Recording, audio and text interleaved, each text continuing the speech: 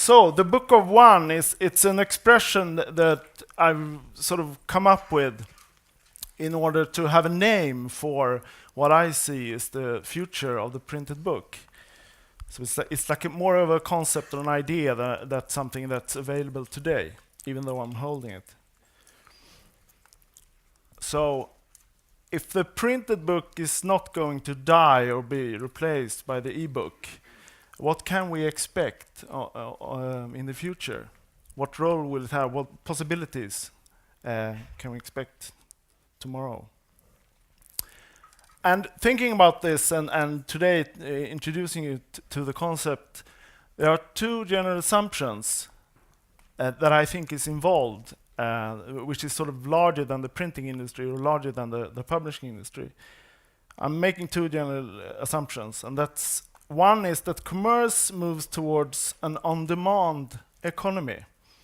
And by that I mean that more and more goods, more and more items will be customized or personalized by the end consumer. People will have more possibilities to sort of influence the way the things they consume look like or feels like, or the colors and shapes and everything, which probably will create some kind of expectation from the same consumers, and that will probably sort of leak into the publishing world. The other assumption I'm making is that physical objects will increasingly become integrated parts of the digital world, which sounds a bit complicated, and that's what Joachim Former will talk more about later. Because when you talk about the publishing industry in the future, there is a notion that the future is by nature digital, which leads us to think that the e-book will sort of supersede the printed book. But at the same time, I see a lot of examples that maybe the future of the digital world is in itself physical. Are you with me? So maybe we will sort of end up here anyway. But that's what I'm seeing right now, and that's sort of what I would like you to think about when you eventually leave.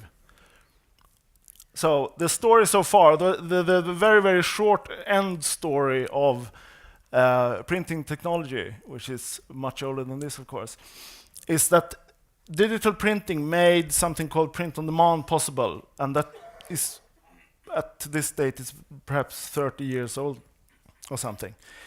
And print on demand makes it possible to in essence, just to print shorter runs, and which means that the demand in this form of print on demand, it actually means that the publisher's assumption of the market's demand are pretty clear, and that's why the publisher is sort of still sweating in this. And although it was something new, it didn't change much, because what it does is that the publisher has still to make some kind of informed guess about the demand, but you are talking in figures of hundreds instead of maybe thousands of copies. So it didn't really change much of how the sort of the business works. Today, just in recent years, we've reached a point where it's actually physically possible to print one book at a time when it is in demand. And now we still call it print on demand, but the demand is actually the real demand of the end consumer, or the reader, you might like to call it. And that means that the printed books are now a true part of the on-demand economy. So that is what is new. So that's what has happened to the printed book just up till today. So thinking about this and thinking about what is the possible future, what are the consequences if the only real difference, because this is of course a print on demand, it's a digitally printed book. It doesn't sort of, it's not much difference between this and a conventionally printed book. So if the difference is that this is part of the on-demand economy, we have to sort of look into what is the essence of that on-demand economy, what has changed. And I think the best vantage point to talk about on-demand economy is actually here at the point of purchase. It is both sort of can be a physical place, but it's also sort of a place where the decision is made to actually buy something or obtain something. And it's the end consumer that makes this decision. And if we think about it, the point of purchase in the industrial society's sort of mass production models, and this is the way that most things today are manufactured and sold. You make a lot of stuff somewhere, and then it sort of seeps down through economy and logistics and reaches the end consumer. And at the point of purchase, that's marks sort of the end station of this economical model. And doing this, as I've written here, the business opportunity for everybody involved is located sort of upstream of the point of purchase. I hope you're following. It's pretty easy, but it's still sort of the ramifications when we come to the on-demand economy. That's when it gets confusing. So the on-demand economy sort of shifts everything and puts it on its head. Because in the on-demand economy, the point of purchase is the starting point for the manufacture of every single item. Nothing gets produced unless it is in demand or unless it's wanted.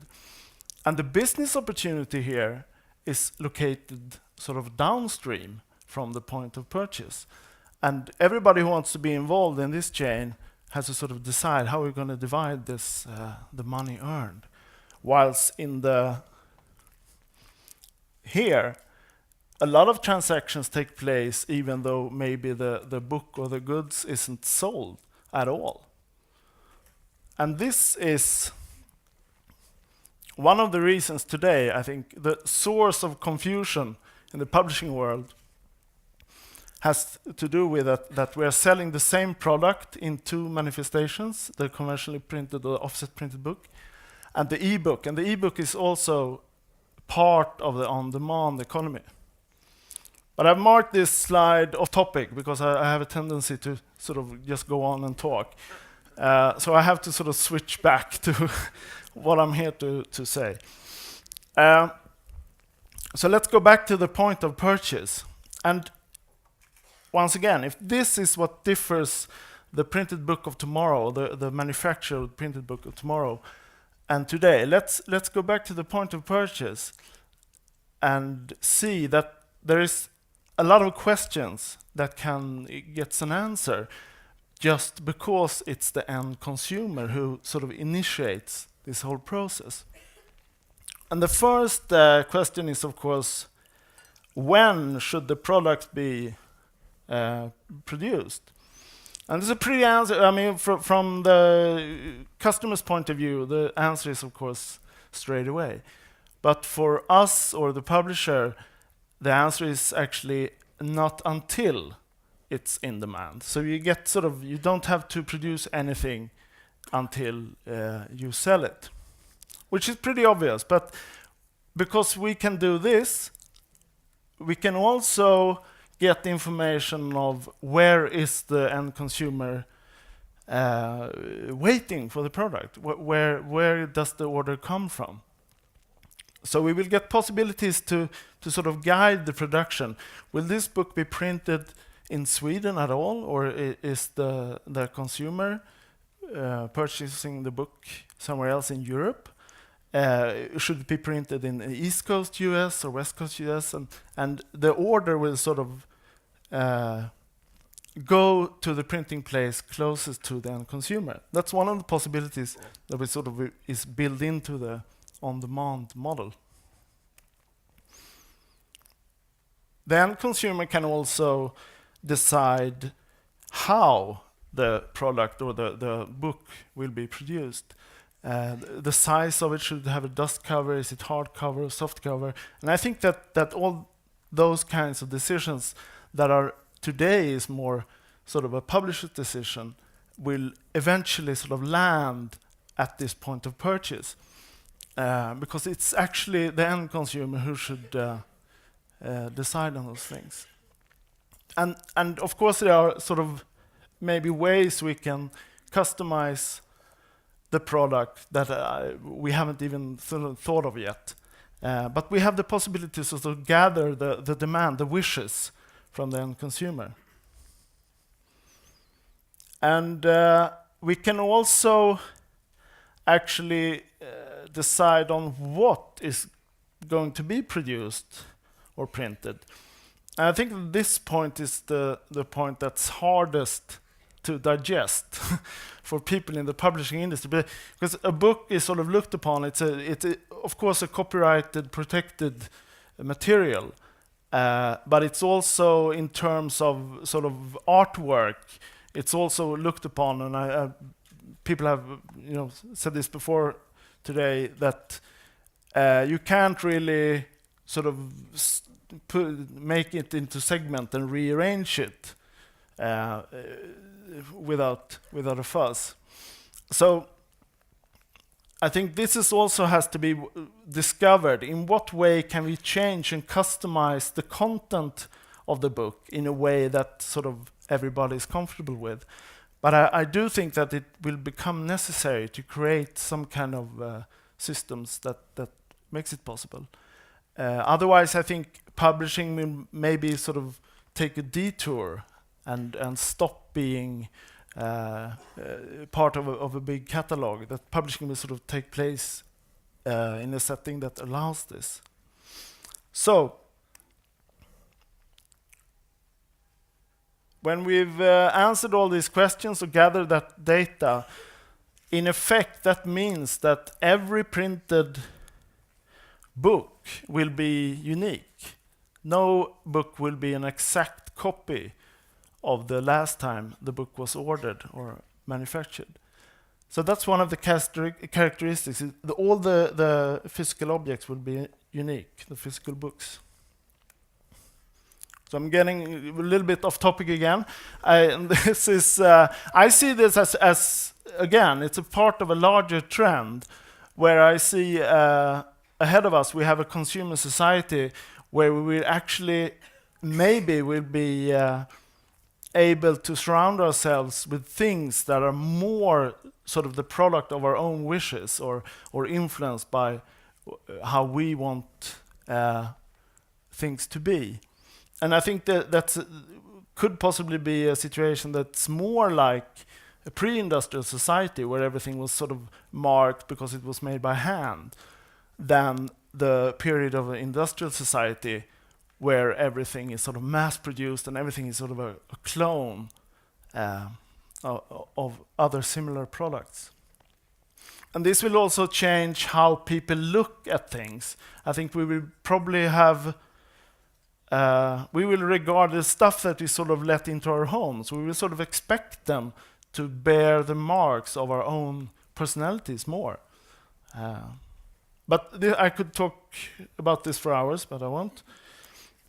So, reaching the end, as I said, the physical objects will also be connected to the digital world to a larger extent. And that is because there are just a stream of technologies and technological possibilities coming up now. And some of them we've tried to incorporate in the program that you all have. We have QR codes, that's already sort of a functioning technology out there, which is a sort of a printed digital or a printed connection into the digital world. It's a bit ad hoc and it's not extremely useful, but it's sort of more a sign of what is about to come. We have augmented reality, which is also a kind of physical trigger into the digital world. I will show you very soon. We have radio frequency identification, which is if any of you have a key that you open your front door electronically, that's sort of the technology that's based on. We also have conductive ink, which is sort of even one step further down the line, which means that you can actually print electronics within the printed book. I'm going to show you. This is the example that you're all carrying around your neck right now. With the help of a smartphone or iPad, we can make the printed material sort of trigger digital information to be laid on top of the. And thankfully, they all showed the right. I've noticed that sometimes it mixes up the photos, so do use it with a bit of caution. This is an example of RFID that's printed already in the book cover. And this means that every single copy of the book will have its sort of own identity.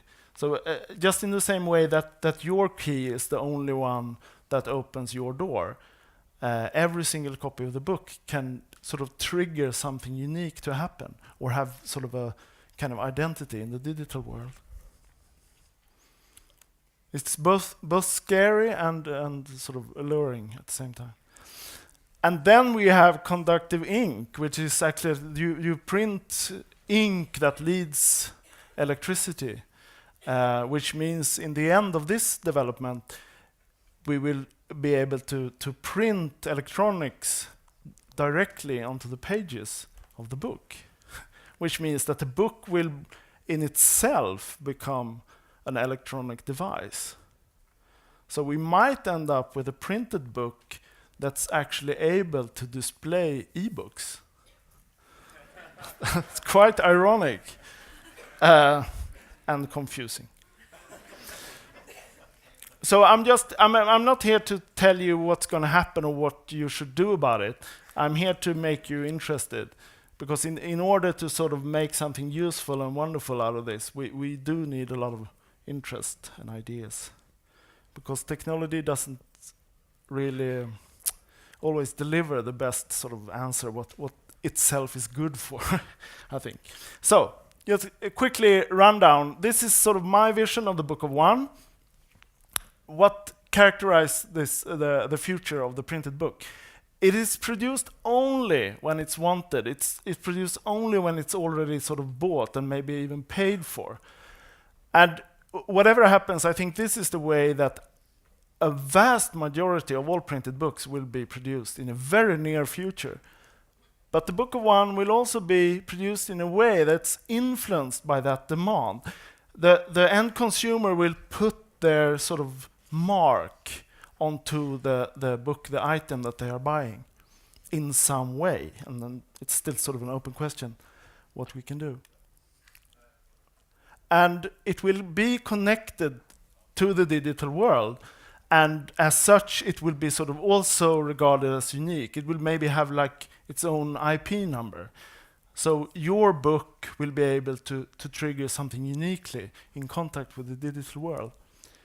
And that's sort of all I have to say. The one thing is that, and maybe the most exciting thing with the future of the printed book is that it's not written yet. So it's really up to us to decide what it's going to be.